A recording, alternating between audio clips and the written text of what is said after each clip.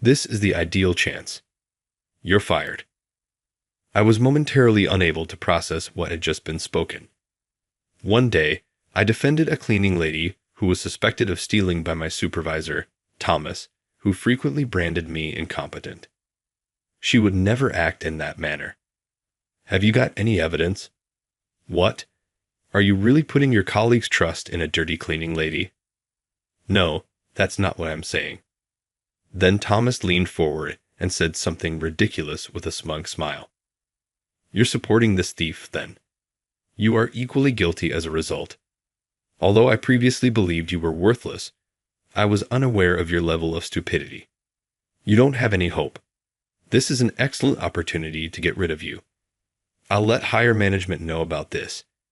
You've been let go. There's no point in coming in tomorrow. What? Fired for a similar offense? You must be joking with me. I gave Thomas a fierce look, but he simply turned and left. All right. I'll permanently leave this company if that's what he wants. And something totally unexpected occurred the day I departed. This year, I turned 33. My name is Kevin. I work for the company as a regular employee. As an engineer, I work for a business that creates computer and phone systems. Being the center of attention or attracting attention to yourself has never been easy for me. Every time I sense that someone is watching me, I am so anxious that I am unable to speak. Nevertheless, I'm skilled at using a computer in silence. I even made small apps as a pastime when I was a student. An executive from the parent firm participated in the hiring process during my interview. He said to me, I appreciate your abilities. Even though you might not feel at ease in front of others, what's important is that you commit to your own growth. His kind words of support gave me comfort. But once I started working there, I came to understand that not every subsidiary employee shared the main company's beliefs. Kevin, summarize the data from the latest request and send it back to the client by noon. Thomas, sitting 5 meters away, barked the order at me. A client had requested a report on the company's performance and progress. However, the request had been sent to Thomas, and the deadline was set for the end of the week. By noon, but the email says we have until the end of the week. Are you an idiot? Just because they say, by the end of the week, doesn't mean you should take the whole week. It's basic manners to reply immediately. I had never heard of such a rule. Besides, I wasn't exactly free at the moment. But I have urgent work right now. So what? Just finish both by noon. That's impossible. At least give me until the afternoon. Are you seriously talking back to me? You're useless in presentations and negotiations, so shouldn't you at least try to make up for it in other areas? People like you have zero ambition. If he had that much to say, he could have just handled it himself. But before I knew it, he had already sent an email saying, Kevin will send a response by noon. If he had time to do that, he could have started working on it instead. Frustrated, I hurriedly stopped what I was doing and began working on the task that Thomas was supposed to handle. Somehow, I managed to finish it by noon and sent it off, only for Thomas to snap. What took you so long? You barely made it. No matter what I said, I just get yelled at. So I gave a half-hearted response and moved on. Since I had used my entire morning for this, I had to spend my lunch break catching up on my actual work while everyone else left for lunch. That afternoon, the client replied. They expressed their gratitude for the quick response and praised the data summary, saying it was much clearer than expected and could be used as is. Feeling rewarded for my hard work, I was excited to reply right away. But before I could, Thomas had already responded, taking all the credit. Oh, I merely adjusted the layout of data I had already organized. No need for thanks. I didn't even have the energy to protest anymore. I just let out a quiet sigh and got back to work. Kevin, about the materials for tomorrow's meeting. In the evening, a colleague called out to me, making me tense up. Had I made a mistake? But he didn't seem troubled or upset. They're really easy to understand. Normally, this kind of data makes reports stiff and hard to read, but the way you summarize it is so concise. How do you do it? I'd love to learn from you. It took me a moment to realize that I was being praised. Oh, I see. Well, it's nothing special, I said, but then recalled how I had put the materials together and shared some tips. My colleague thanked me, then leaned in to whisper something. Earlier, Thomas sent an email acting like he had put together your data himself. Yeah, I saw that. Actually, I was on a call with the client for a different matter, so I made sure to mention that you were the one who created everything from scratch. Wait, what? They asked me to pass along their appreciation. They said your work really helped. Oh, thank you. Don't mention it. I just told them the truth. Knowing that my effort had been properly recognized lifted a weight off my shoulders, if only just a little. Of course, that didn't change the fact that some people still treated me like I didn't matter. Kevin, you're not going to say anything in the meeting anyway, right? No point in wasting time. Go to the archive room and find this. Thomas handed me a sheet of paper. It was a list of past products. He wanted me to retrieve a file detailing the development history and other specifics. It was true that I wasn't comfortable speaking up in meetings, but listening to discussions and understanding the company's direction was still important to me. Not that Thomas would ever care about my opinion. I had no choice but to comply and headed to the archive room. After finding the required file, I stacked it onto a cart. As I was about to return to my seat, I couldn't help but notice how messy the other files were. Some were piled haphazardly, and others were upside down. Since the meeting was going to take a while, I decided to organize things a bit. But as I was tidying up, someone walked into the room. Oh, good afternoon. Good afternoon. It was the cleaning lady who had started working at the company last month. Her name was Olivia Carter.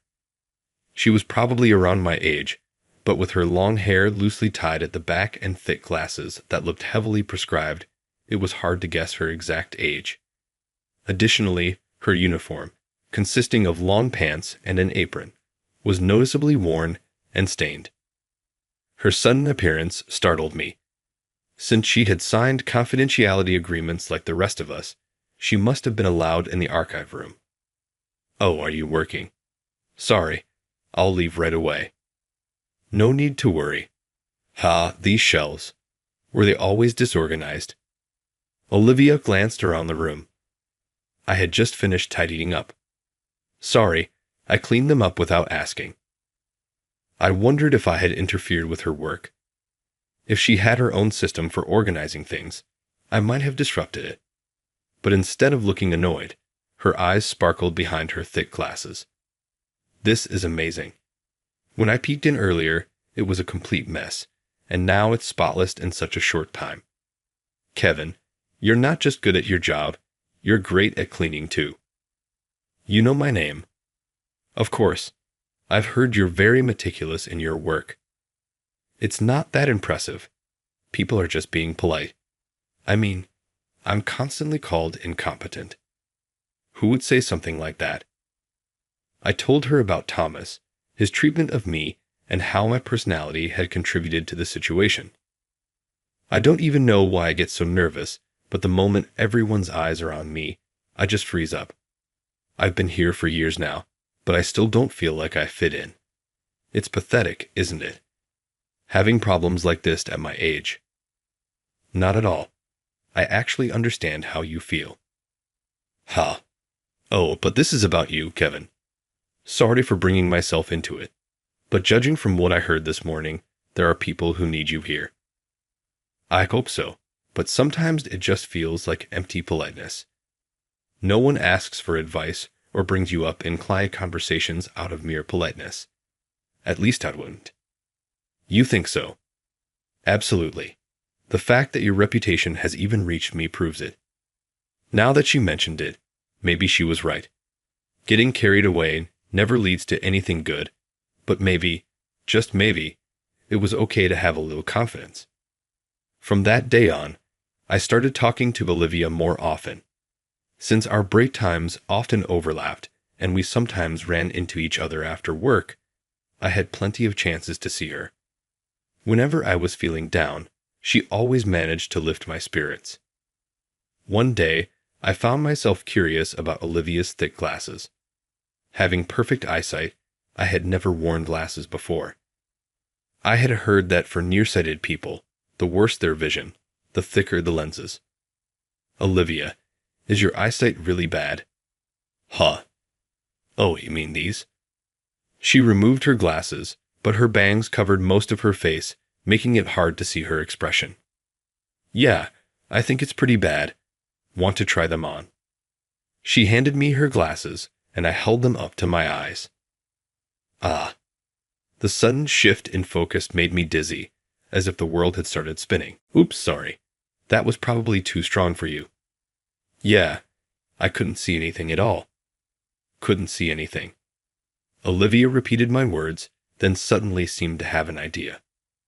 If you can't see, then people's stares wouldn't bother you, right? I mean, they wouldn't exist to you. That's true. These glasses are way too strong for you, but I might have an old pair from when I was younger that could work. The next day, she handed me a pair of glasses she had used back in school. They had a brown frame with thinner lenses.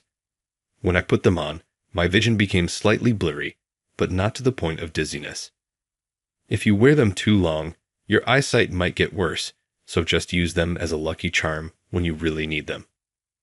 I wasn't convinced that simply blocking my vision would change anything. But Olivia was genuinely trying to help me, so that alone made it worth a shot. A few days later, I had to explain my assigned system in an upcoming meeting. I always got so nervous that I stumbled over my words, and the pressure of everyone's stares only made it worse. In the end, I usually gave up and said, I'll send a follow-up email with the materials and explanation later. That, of course, would lead to Thomas mocking me. Only an idiot would make more work for themselves. You really are useless. Everyone in the room probably expected today's meeting to go the same way. I put on Olivia's glasses. When I lifted my head, everything was blurry. I could sense people around me, but I couldn't make out their faces or where exactly they were. If I couldn't see them, it was as if they weren't there at all. It felt just like practicing my presentation alone. This prototype was developed based on the requested concept. I can speak. My words aren't getting stuck. I wasn't nervous at all. In fact, I felt just as relaxed as when I was alone. The only downside was that I couldn't see my own presentation materials, but I knew my system and documents by heart. I didn't need to read from notes. And I couldn't see people's reactions either. But honestly, in that moment, I didn't care. I was too overwhelmed by the realization that I could finally present without fear. All I wanted was to express my thoughts and share my work.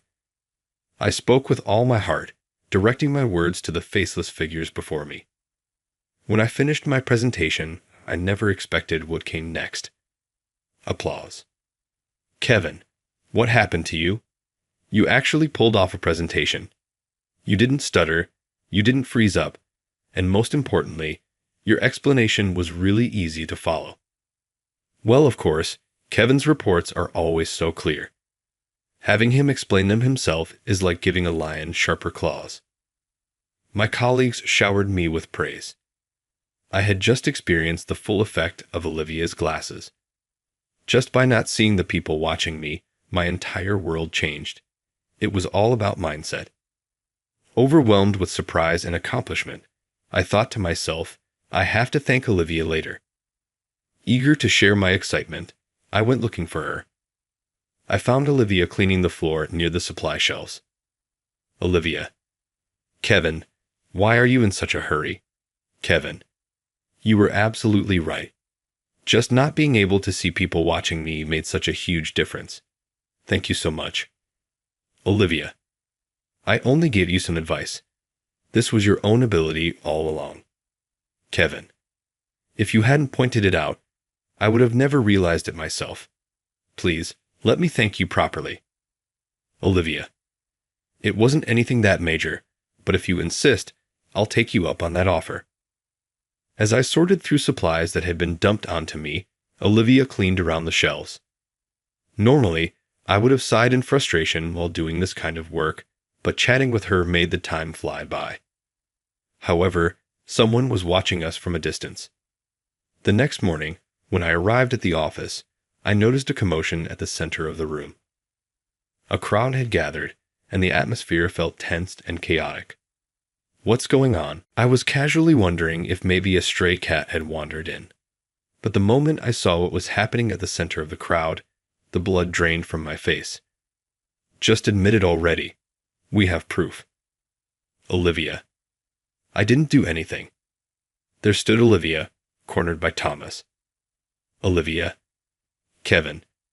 The usual warmth in her expression was gone, and she looked terrified. Kevin. What is going on? Thomas. She's a corporate spy. She stole company information and was passing it to outsiders. We found evidence in her locker. Thomas held up some documents filled with confidential company data. Thomas. This was found in Olivia's locker. Kevin. This has to be a mistake. She would never do something like that. If Olivia was a corporate spy, she wouldn't have wasted time helping me. I couldn't believe that the person who had supported me so much could do something like this. Thomas. How touching. The useless employee defending the useless cleaner. What a heartwarming display of weaklings sticking together. Thomas sneered at me. Thomas. Come to think of it, you two have been awfully close lately, haven't you? Even though this filthy cleaner was only hired recently. Kevin. That's because she was giving me advice. Thomas. Advice? Or was it illegal business? Kevin. What? What are you talking about? Thomas. Oh, I see now. You're a spy too, aren't you? Giving her orders to smuggle information. I was speechless at the sheer absurdity of his accusation. Thomas. This woman was caught with our internal documents. If you defend her, that makes you just as guilty. Kevin. No. Just investigate properly. Thomas. Investigate? The evidence is right here, isn't it? Kevin. This evidence, don't you think it's a little too convenient? Thomas. Oh, are you doubting me? So you're saying you trust some filthy, unknown cleaning lady over your colleague? That's insane. There's no way that makes sense. Kevin. So you're in on it too, huh? No matter what I said, it was clear Thomas had already decided to pin this on Olivia. Kevin. I don't care what you say. Olivia is innocent. I believe in her. Thomas. Oh, so you're going to stick your neck out for her? Well, that just makes things easier. Even an idiot like me should understand what that meant, right? Thomas smirked as he slowly stepped toward me. Olivia. Kevin, it's enough. If I leave, that will be the end of it. Olivia looked at me with fearful eyes. Was this really okay? Was this? No, this was completely wrong. Kevin. My decision hasn't changed. Thomas smirked triumphantly. Thomas. I'm reporting this to upper management. Kevin, you're fired. Thomas. Anyone who defends a spy is an enemy of the company. I went out of my way to look after you, and this is how you repay me? You've been useless until the very end. I wanted to tell him that I never once felt like he had looked after me. But at this point, I just didn't care anymore. Being fired should have been shocking, but strangely, I felt nothing. Without hesitation, I nodded and started packing up my desk. Olivia. Kevin, are you really okay with this? Olivia looked bewildered by my reaction. I simply nodded and said, Yes. I'm so sorry you got dragged into this because of me. Olivia. If anything, I'm grateful for the opportunity. I was reaching my limit working under Thomas anyway. Honestly, I feel relieved. Kevin. But I'm not a corporate spy. Olivia. I know. And if they do a proper investigation, they'll realize that too. If they check the evidence and don't find your fingerprints on it, it won't hold up. At my words, Olivia smiled, a strained, almost teary smile. Olivia, you're too kind. Seriously. Then she leaned in and whispered to me, Olivia, about that thank you gift we talked about yesterday. Can I ask for it now? Kevin. Huh. She looked up at me with a playful smile. Since there was no solid proof that Olivia and I were corporate spies, I still had the right to use my remaining paid leave. So while I was using up my remaining paid leave, I received a phone call one day. I checked the number. It was from the company. There was nothing left to talk about.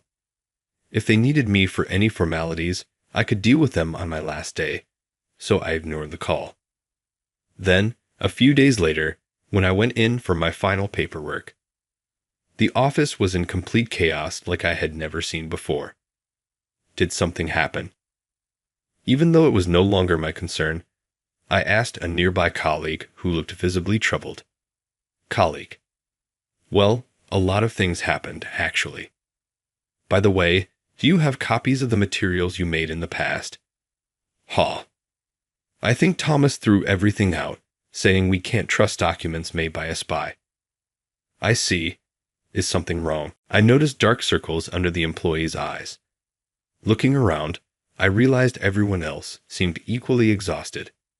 Kevin, thank goodness you're here. As soon as my presence was noticed, colleagues swarmed around me. I had no idea what was happening until someone finally explained. Since I had trouble attending presentations and briefings, I was often assigned to create the materials instead. That included everything from systems I personally developed to projects tackled by the whole team. After I left, other colleagues naturally took over creating the presentation materials and delivering the presentations. However, clients repeatedly criticized them for being unclear, lacking supporting evidence, and failing to highlight key points.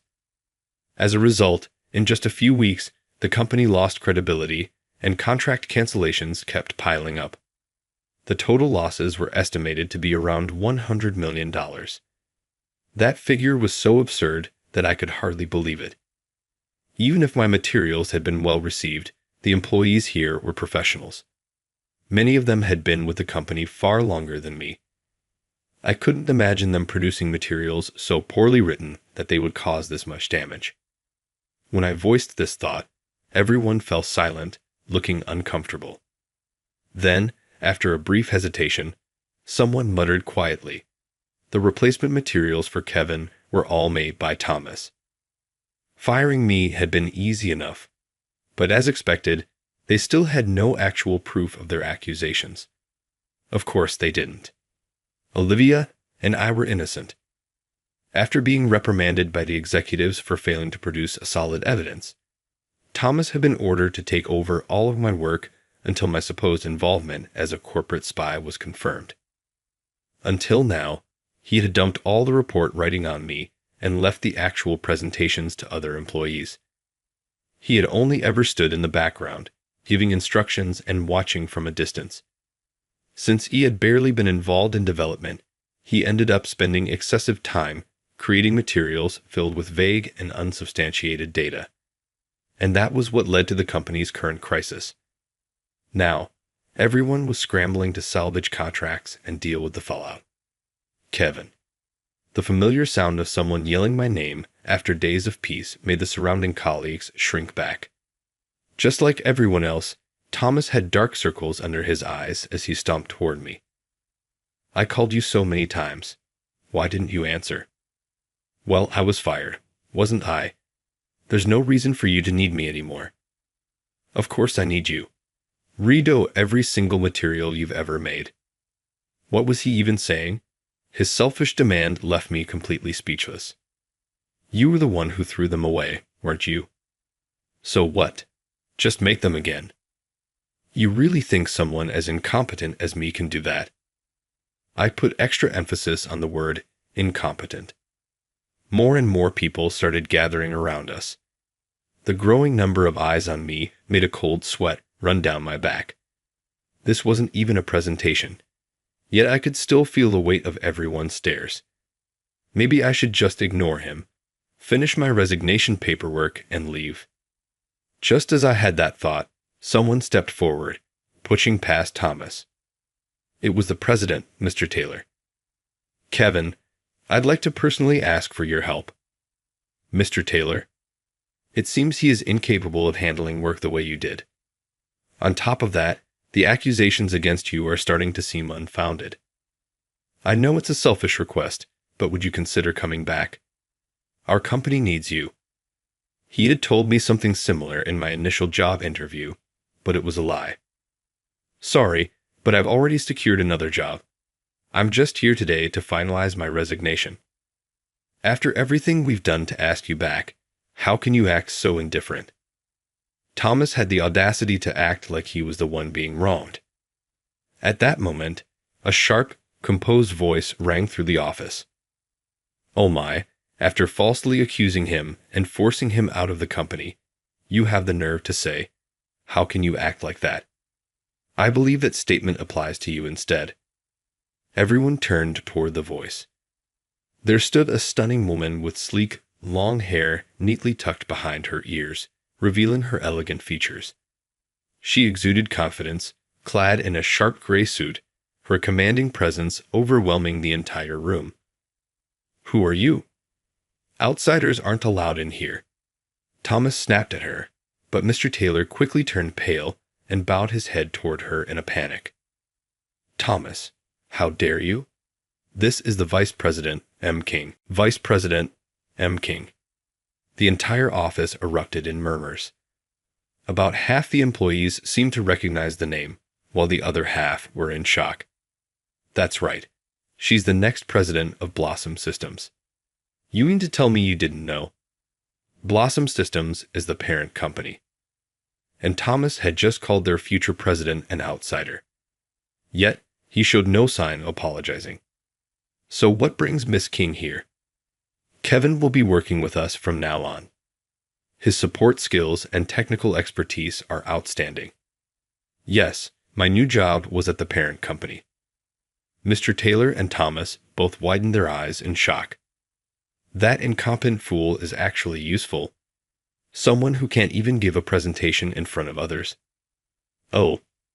Are you aware that different people have different strengths and weaknesses? I'm interested in his technical skills.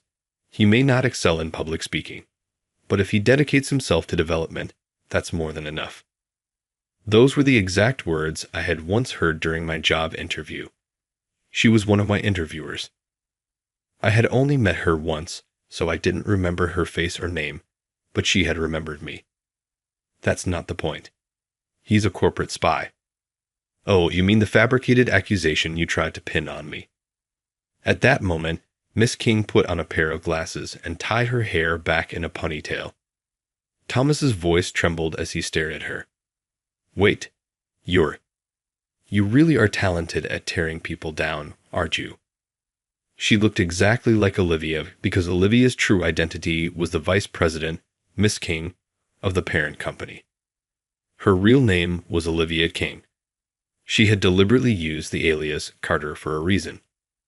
Since her student days, she had excelled academically and followed a straight path into business leadership. As a professional, she had quickly climbed the corporate ladder and became the vice president of Blossom Systems, the parent company, as well as the next in line for the presidency. However, as she became fixated on expanding the company, she began to believe that her perspective was always right. She stopped listening to employees, constantly interfered in matters she didn't trust, and would often lash out in anger when things didn't go her way. Her behavior alienated those around her, and before she knew it, she was completely isolated. By the time she realized her situation, no one would listen to her anymore. Even her directives were ignored. She didn't know what to do. She didn't know what to believe. At that point, the current president, her father, advised her to broaden her perspective. And so, she chose an entirely different world by working as a cleaner at a subsidiary company to gain a more objective view of both the employees and the company as a whole. She decided to work in a completely different field. Since it was a subsidiary, arranging the transfer was simple.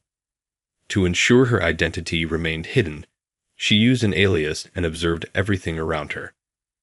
She saw people who wielded authority arrogantly, those who couldn't voice their opinions and simply followed orders, those who worked hard despite their circumstances, those who dragged others down to elevate themselves, and those who actively strived to change themselves. As she observed many different people and environments, she gradually came to realize just how arrogant she had been and what kind of leader she should have been. Kevin's determination to improve his circumstances, along with his humility despite his abilities. Those are qualities I lack. And of course, he is highly skilled. I need him. Then there's even more reason not to let him go. Kevin, you belong here. What do you think you'll accomplish at the parent company? You'll just be worked to the bone and discarded like a rag when they're done with you. Thomas spat those words at me. A rag, huh? Weren't you the one who used me like that all along? Miss King let out a small laugh and said, "Let him go. You might want to reconsider your priorities." What? Because you're the one being fired. What? I found it strange that someone would go through so much trouble to fabricate evidence just to frame a single cleaner and an employee. With the sharp sound of her heels clicking against the floor, Miss King strode toward Thomas. So, I had our team look into it.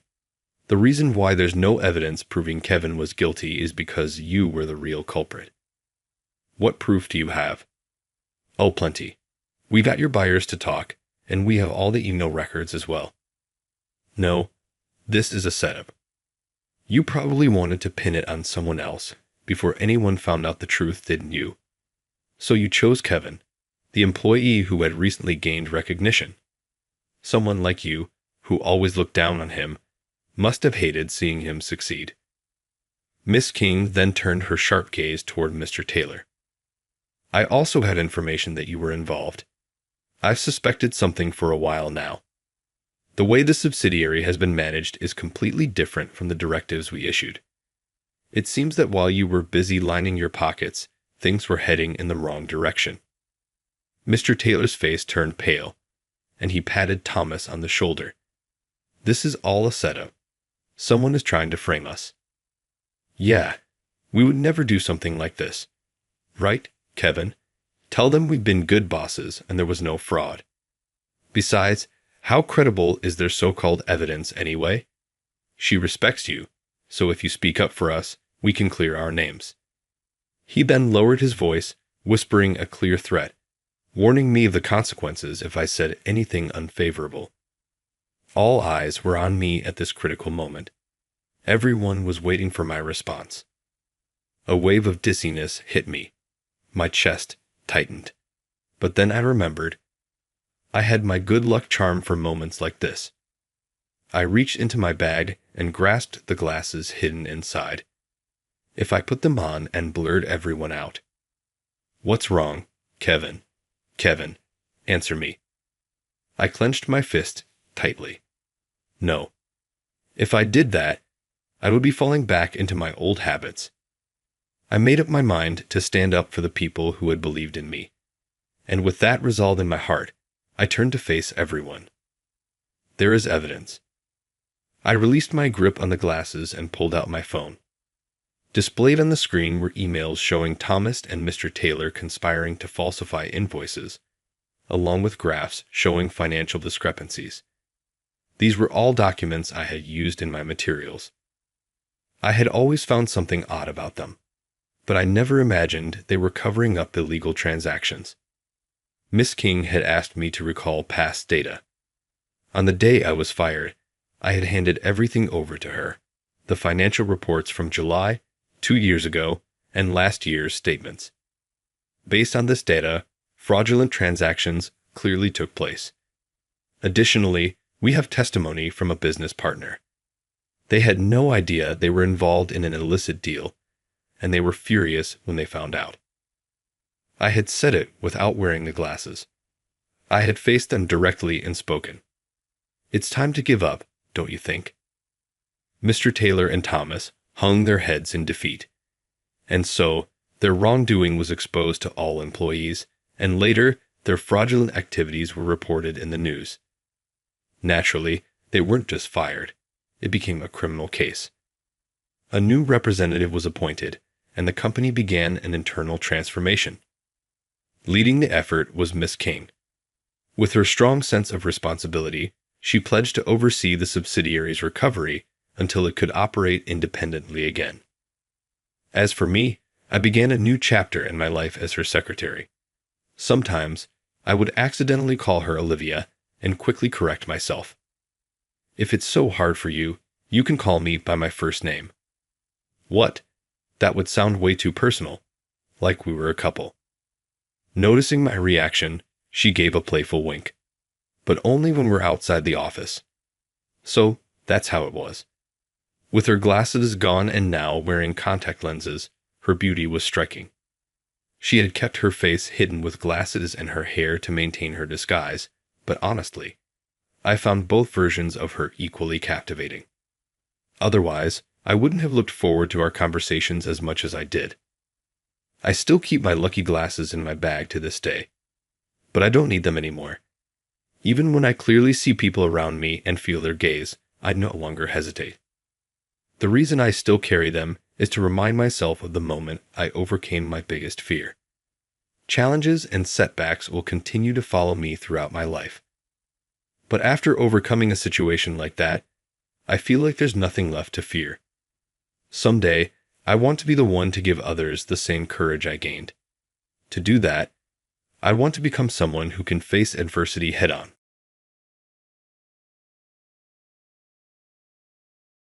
You're not useful. Old man, just take a seat and answer the phone. It's likely that you are incapable of using a computer at all.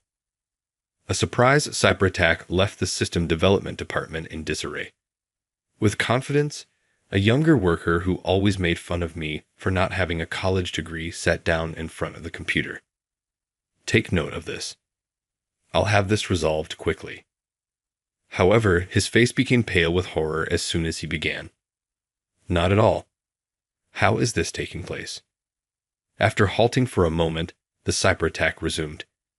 Employees held their heads in sorrow as cries of dread erupted around the office. I eventually reached my breaking point as everyone started to lose hope. Remove yourself. I'll see to that. There was utter silence in the office 30 seconds later. As they watched me, everyone who had previously written me off as useless held their breath. Incredible. Who are you? And thus, I was going to reveal my genuine identity. A large IT company with elite clients, including megabanks and international partners. Outside, I, Scott, looked up at its headquarters. I've been gone for a long time, 10 years. I feel like I'm back when I see it up close once more. As I grinned, my longtime companion next to me said, "Welcome back." 10 years ago, his son had just been in middle school. Today, he was an adult in the workforce. He was establishing his career after graduating from college. Time really does fly by. I only planned to be gone for 2 or 3 years, but somehow, it stretched this long. Oh no, don't say sorry. You weren't at fault. In any case, I've returned and will once more be under your care. I had been out of the company for 10 years for some reason. That made my return profoundly emotional, although at the same time, I had an eager sense of a fresh start. All right, time to go. I gave my cheeks a little slap to pump myself up and stepped into the building. I'm a 48-year-old system engineer, and starting today, I'd be working in this company's system development and management department. Wow, the place has changed a lot inside. Yes, but the cafeteria still has the same appearance. Do they still serve grilled mackerel set lunches, I wonder? Hey, long time no see. We've both become older, let's check. Yes, that's right. Before arriving at my destination, I took my time walking through the well-known office and saying hello to former coworkers. It was 10 minutes before the official workday started. There were already several workers in the office, some of whom had started working. My first impression of them was that they were all young and serious. The majority of the crew appeared to have changed, and except from one person, I didn't recognize any of them. When he saw me, the man seated in the department head seat widened his eyes. Scott. It was Henry, a former colleague and an old friend with whom I had kept in touch occasionally over the past 10 years. He walked over and leaned in to speak in a hushed voice. Henry, long time, no see. Congrats on becoming department head. You're late on that. It's been 3 years already. I wanted to say it in person. Looking forward to working with you again, starting today. Same here. By the way, Henry, about that matter we discussed. Of course, leave it to me. He gave me a firm nod. Just like in the old days, always the most dependable guy on the team. I recalled our younger years when he encouraged me during grueling death marches, saying, "Don't give up. We'll get through this." Even back then, I knew he was bound to climb the ranks. All right then. I appreciate it.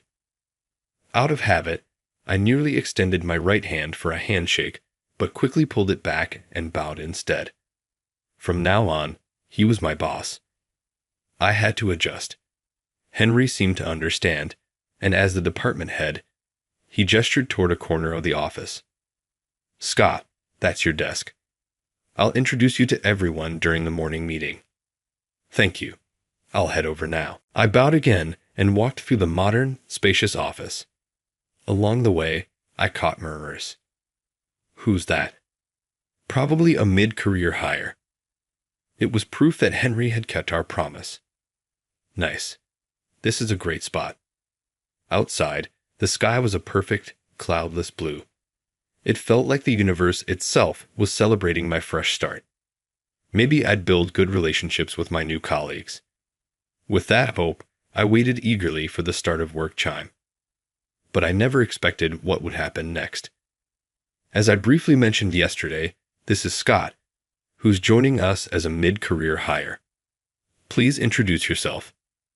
I'm Scott. I look forward to working with you all. At Henry's prompting, I bowed to my much younger colleagues. Scattered applause followed, but their expressions varied. Some looked relieved to have another set of hands, some skeptical as if wondering whether I was competent, and some indifferent. And then there was one more expression. Who is he? After the meeting, I lowered my voice and asked Henry about a certain male employee. Henry smirked knowingly. You'll know once you hear his last name. That's Owens, our youngest team member. Only 24. Owens? Wait, no way. My voice almost rose, but I caught myself and shut my mouth. That surname was familiar because it was the same as our company president's. Yep, you guessed it. He's Mr. Owens' only son. So that kid, his name was Spencer Owens. I knew he had joined the company, but he looked completely different from the photos I had seen a few years ago. No wonder I didn't recognize him at first glance. Something wrong. No, I was just curious. Henry chuckled. Good, then this works out perfectly. Spencer, come here for a second. At Henry's call, a fresh-faced young man with a stylish appearance jogged over. You called, Henry. I need you to train Scott here. Me? Do your best. Henry patted Spencer on the shoulder and walked off without even waiting for a reply. And just like that, the friendly atmosphere vanished. Oh, what am I even supposed to teach someone like this?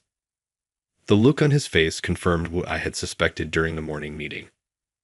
I had noticed his odd expression.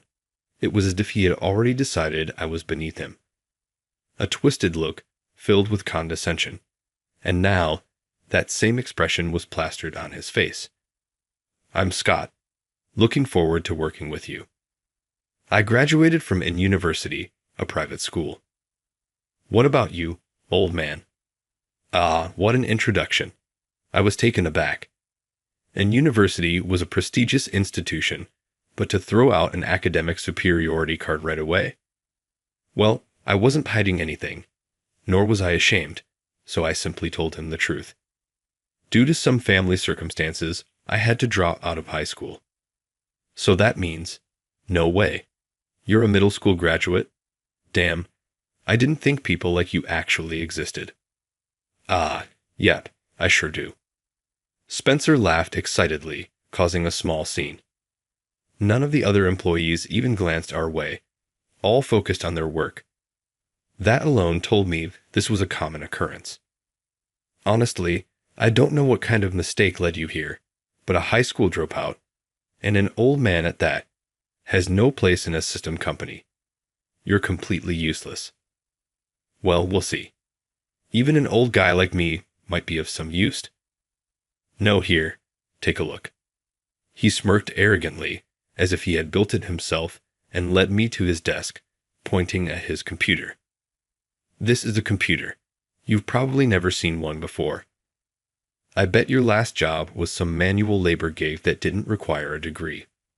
Haha. I actually do know what a computer is. Oh, so you do. But you've never used one, right? Couldn't afford one, I'm guessing. His tone left no room for any other possibility. I've been looked down on because of my education plenty of times before, but this relentless barrage was something else. Even my supply of polite chuckles was running low. I'll do my best to learn. I hope to be useful to the team as soon as possible. You'll probably hit retirement before that happens. Not that I think you'll last that long here anyway. Just watch and see how things work today. He gestured for me to sit beside him and pulled up his work screen. Right now, I'm doing regular maintenance on Tank's website. That's all Henry trusts me with, this kind of grunt work. I can do way more than this.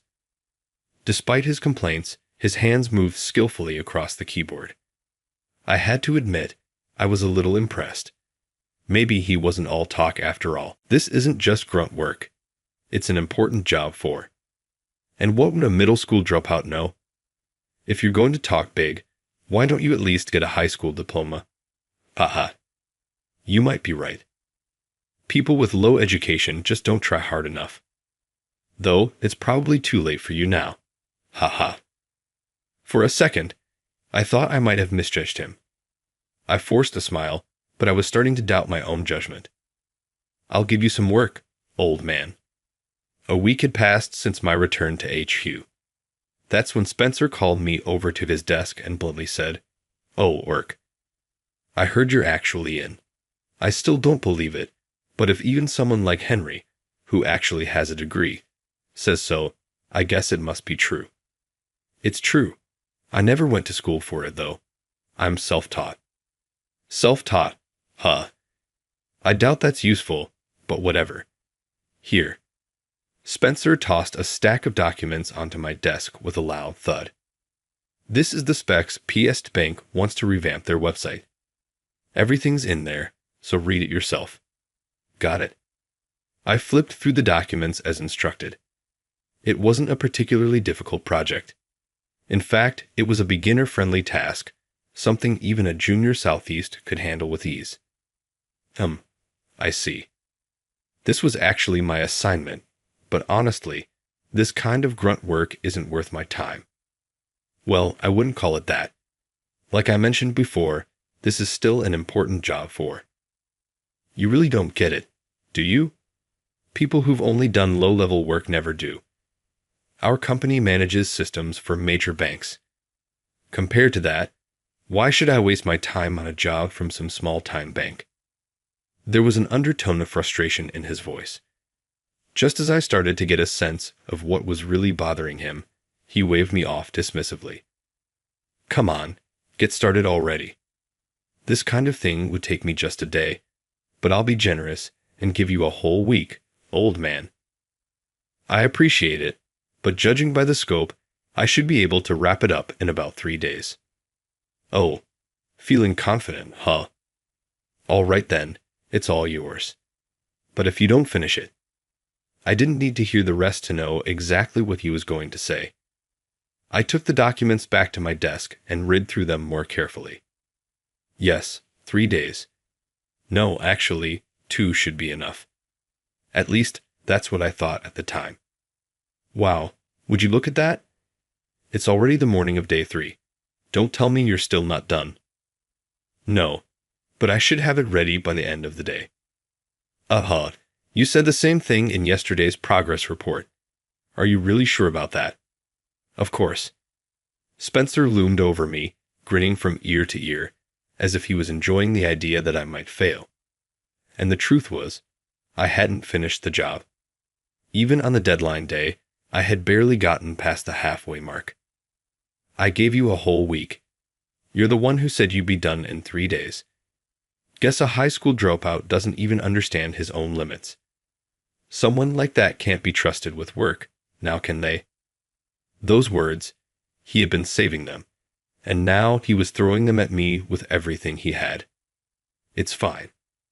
I'll have it ready for review this afternoon. Oh, no rush. It's not like this is an important project. Take your time, old man. Work at your own pace. No, it's fine. Oh, is that so? I must have let my emotions slip for a second. Spencer seemed slightly taken aback by my firm response. Well, whatever. Do what you want. I've got better things to do than babysit you. You're busy. Now that he mentioned it, the department had been particularly hectic these past few days. Even my colleagues looked unusually tense. Did something happen? Did we take on a difficult project or something? Worse than that, we're being hacked. Hacked. Apparently, various systems had been experiencing issues lately. Some were dealing with virus intrusions, others had unexplained errors. So far, they had managed to handle the incidents while they were still minor. But given that this company managed the systems of multiple banks, the potential damage could be catastrophic if things escalated. Our company's under a cyber attack. We don't know who's behind it or what they're after. That's why we're so damn busy. It could be a thrill seeker, someone just trying to cause chaos. Whatever it is, it's got nothing to do with you. If you can't even handle a basic job, there's no way you're useful for dealing with hackers. Is that so? Of course it is. Seriously, what the hell is Henry thinking? I know we're short-staffed, but hiring someone that's useless isn't going to help. Muttering complaints, Spencer returned to his desk. I paused my work and began investigating something that had been bothering me. And then, just as I thought, I really hope it doesn't escalate. I had found the cause of the hacking. All I could do was silently hope it wouldn't turn into a disaster. But my prayers went unanswered. That afternoon, chaos erupted in the office. We sincerely apologize. We're handling it immediately. We'll restore the system as soon as possible. Keep the damage to a minimum. Phones rang nonstop. My colleagues bowed repeatedly as they spoke to clients over the phone. The most important thing is protecting the users. Prioritize restoring critical systems for the banks with the highest traffic. Move it. Henry's voice boomed through the office, and in response, the sound of furious typing grew louder. Even the most skilled engineers looked overwhelmed. That was how this cyber attack was, and we were experiencing it in real time. Find the weak points quickly. We just fixed that, and it's already down again. It's like they know our systems inside out. What the hell are we supposed to do? Panic and exhaustion were taking their toll, and a sense of defeat began creeping through the office. Meanwhile, the phones kept ringing.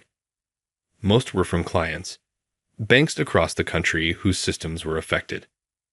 The rest were complaints from other departments demanding we fix it now. I'll take care of this in no time, old man. Just stick to answering phones. Spencer chugged an energy drink and barked orders at me, and he wasn't bluffing. With incredible speed, he pounded away at his keyboard, fixing one error after another and restoring various systems. Not bad, Spencer. Obviously. I'm an elite after all. For once, his arrogance actually suited the moment. Even our exhausted colleagues murmured in admiration, some even praising him. Fueled by their approval, his confidence swelled. But then, Spencer suddenly gasped and lunged toward his screen. It was as if the system itself was mocking his overconfidence.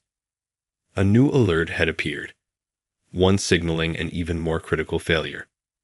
No way. I fixed it. His trembling voice triggered another wave of panic. Screams erupted across the office. The attack had resumed.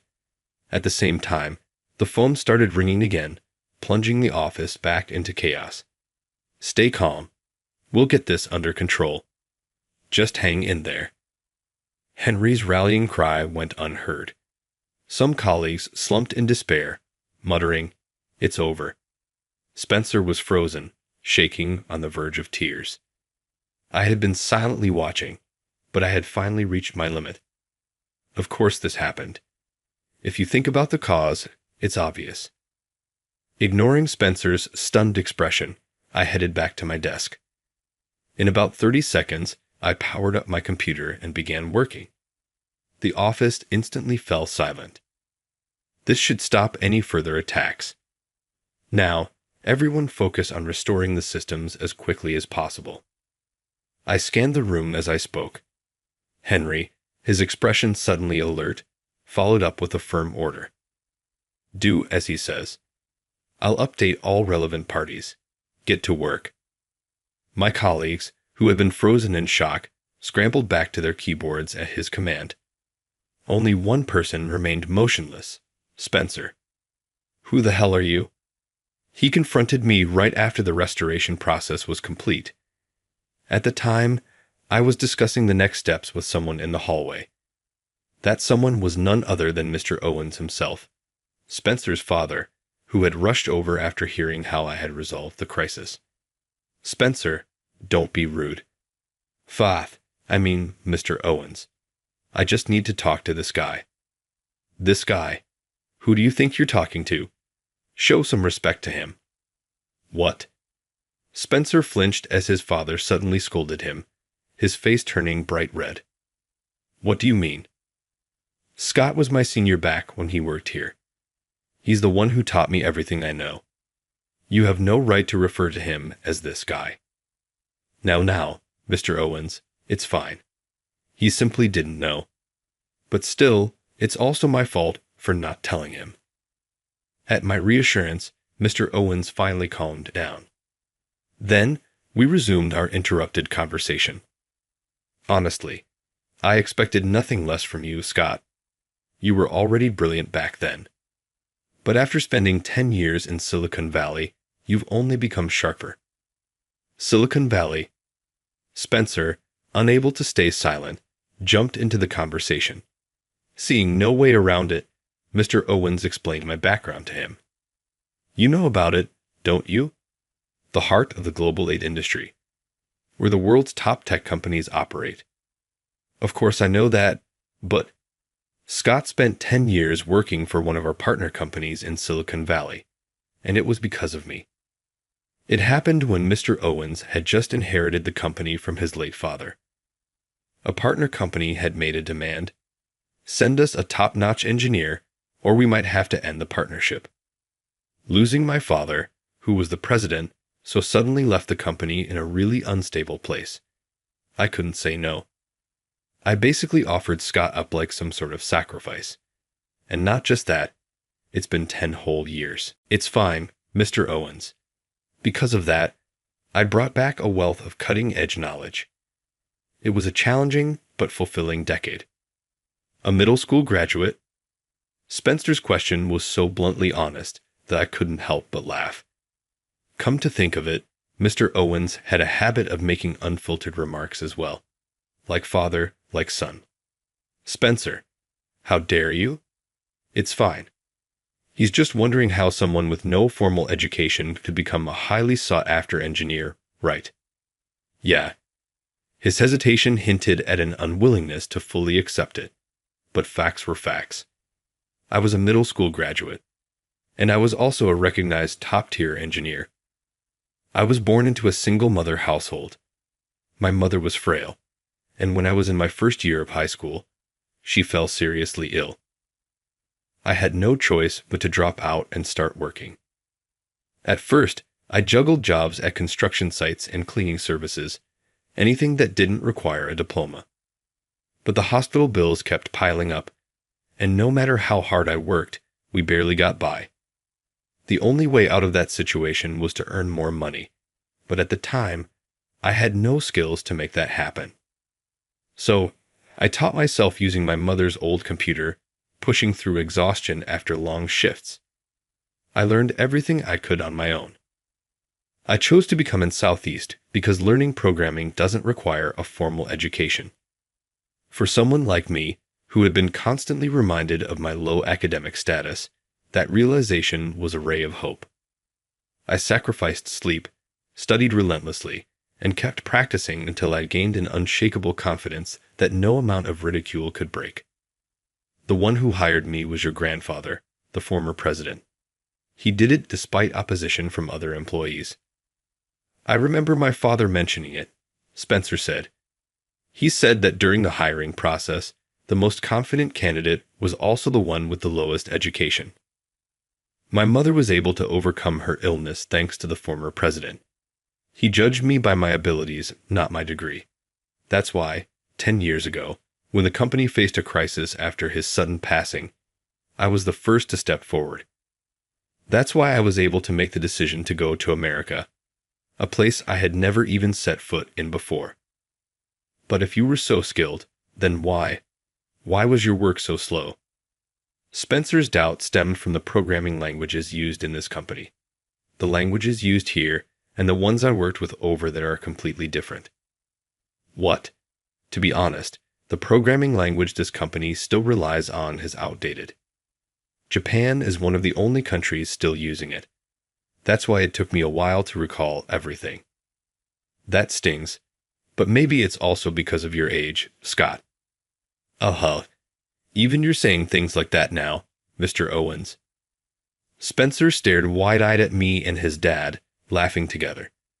His body trembled slightly, and then he exploded. Then why didn't you say anything? Were you just messing with me this whole time? You weren't willing to listen. You had already decided I was a worthless high school dropout, so there was no point in trying to explain. But Henry lied too. He said you were a mid-career hire. I told Henry to say that. Spencer, wait. You did, Dad? Spencer was stunned. I nodded in confirmation. This was all planned, and it was something Mr. Owens had strongly wished for. Not just as a company president, but as a father. Many veteran employees here know who Scott is. Eventually, the truth would have come out, but that was fine. What are you trying to say, Dad? I wanted to see the real you, Spencer. What? Mr. Owens had been struggling with a major decision, whether or not his son should inherit the company one day. He had discreetly asked employees about Spencer's work ethic, but they all just told him what they thought he wanted to hear. As a father, he knew there was more to the story. That didn't sit right with me, he continued, so I asked the senior staff to make you Scott's training supervisor. So tell me, what did you think of my son? Mr. Owens turned to me. Spencer turned pale, lowering his gaze. He already knew what I was about to say. Let's start with the biggest issue, this cyber attack. Spencer, you were the cause. What? Scott's words shocked both father and son. Spencer, you uploaded source code online, didn't you? What? How did you? Is this true, Spencer? Spencer was visibly panicking, as if he had thought no one would find out. I had discovered it just before the cyber attack began. On my first day, when Spencer had smugly told me to watch and learn, he had shown me a piece of unfinished source code. That exact same code had been uploaded, completely exposed, on a public website, accessible to anyone worldwide. That site is a useful platform where developers share code and showcase their skills, but it also carries risks. What if someone with bad intentions found source code related to a major banking system? Did you ever think about that, Spencer? It's like handing a thief the combination to a safe, and then leaving the front door wide open to welcome them in. An attack was inevitable. In fact, we're lucky the damage was limited. We owe that to Henry. What? Imagine if Henry had treated you differently just because you're the president's son. What if he had entrusted you with something more critical, like managing the bank's transaction systems? This wouldn't have ended here.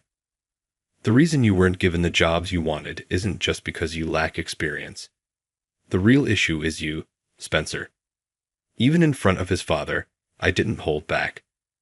Spencer's biggest flaw was his excessive pride. He believed he deserved recognition above all others. That arrogance had led directly to this crisis. No one told me. Spencer muttered. Told you what? That I wasn't supposed to upload source code online. It's not even in the company regulations. That's true, but you didn't think it through. You claim to be an elite, don't you? Even a high school dropout like me understands that much. Spencer's face turned bright red as he bit his lip. Does that frustrate you? For the record, I never saw anyone do something this reckless over there.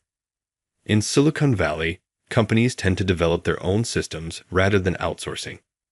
But more importantly, there just aren't many people as irresponsible as you. You're saying I'm irresponsible. Yes, your careless actions put clients and the company at risk, and yet you refuse to acknowledge your mistake. That's the very definition of irresponsibility.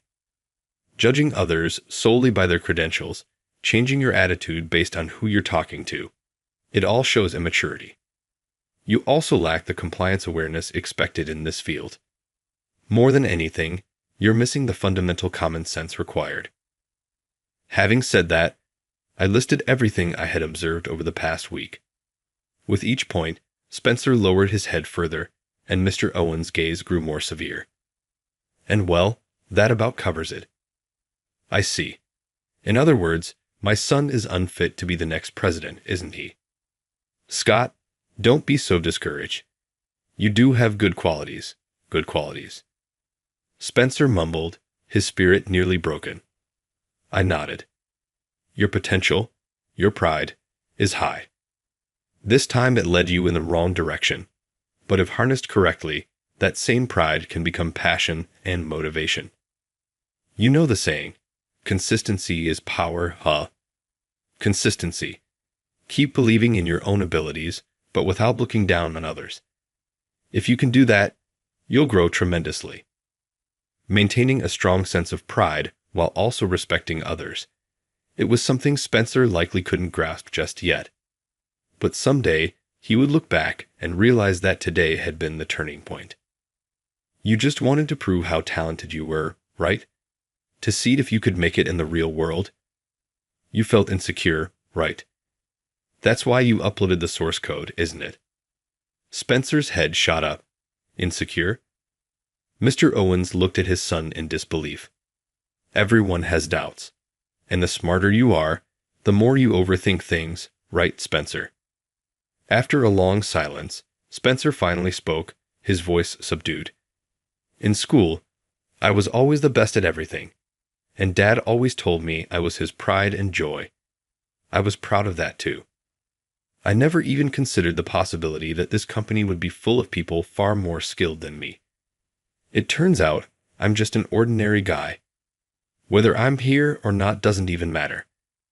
I thought for sure Dad would be disappointed in me, and I was terrified of that. Faced with reality, he had clung even harder to the idea of his own excellence. He wanted validation, but without the work to back it up, he had resorted to reckless measures. I'm sorry. I blinked in surprise. Spencer had suddenly bowed his head. I finally understand that I'm not as great as I thought.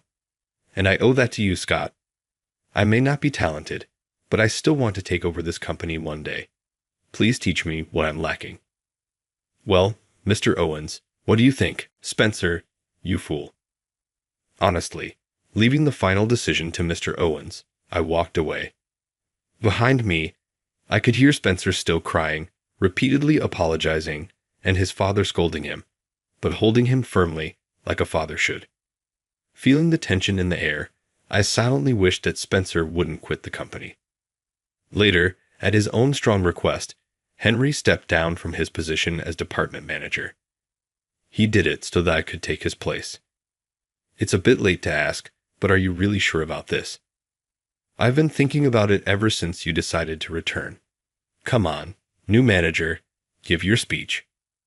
With a push on my back, I stepped forward once again to stand before my colleagues.